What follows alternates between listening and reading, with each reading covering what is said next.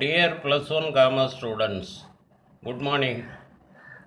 We shall continue the export trade procedures.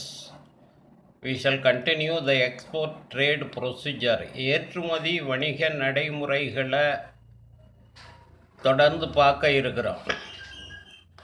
Today we will discuss the certificate of origin and a consular invoice. தோற்றுவாய் சான்றிதழ், வணிக தூதுவர்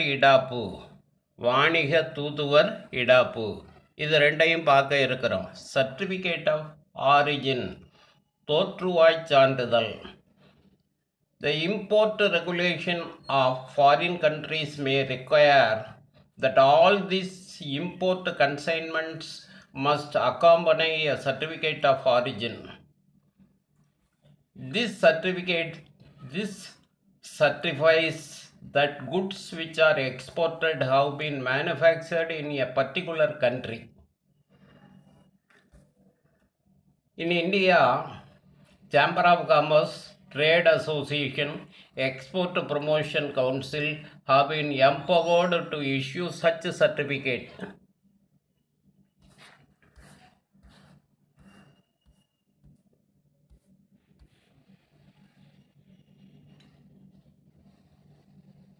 It will be sent to the importer.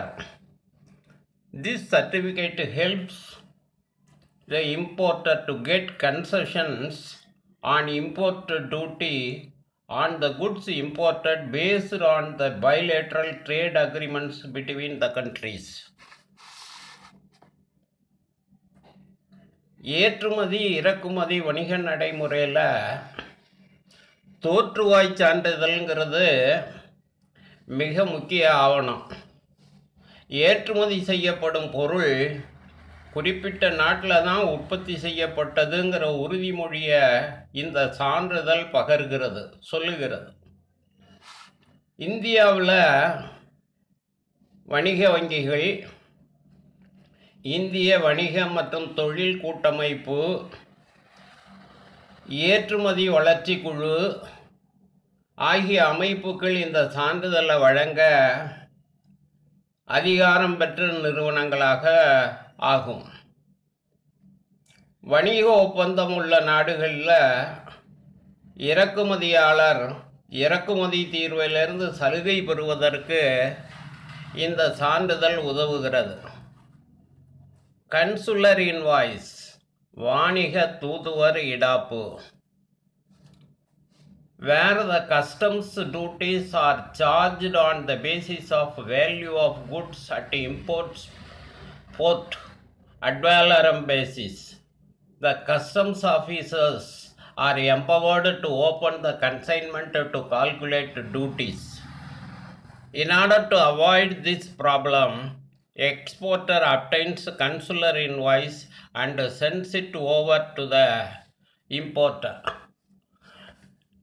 பொதுவாக இறக்குமதி வரி சரக்கோட மதிப்பு அடிப்படையில் விதிக்கப்படும். இடாப்பில் கண்டுள்ள தொகை சரியானது தானா என சரிபார்ப்பதற்காக இறக்குமதியாளர் நாட்டில் உள்ள சுங்க அதிகாரிகள் அதை உறுதி செய்து கொள்ள விரும்புவாங்க.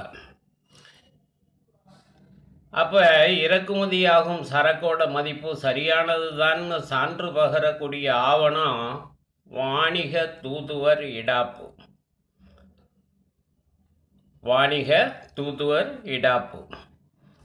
This document is signed by the consul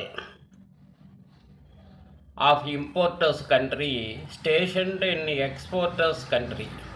Hence, customs officer at the port of destination will not open the consignment and simply access the customs duty based on the value declared in the invoice.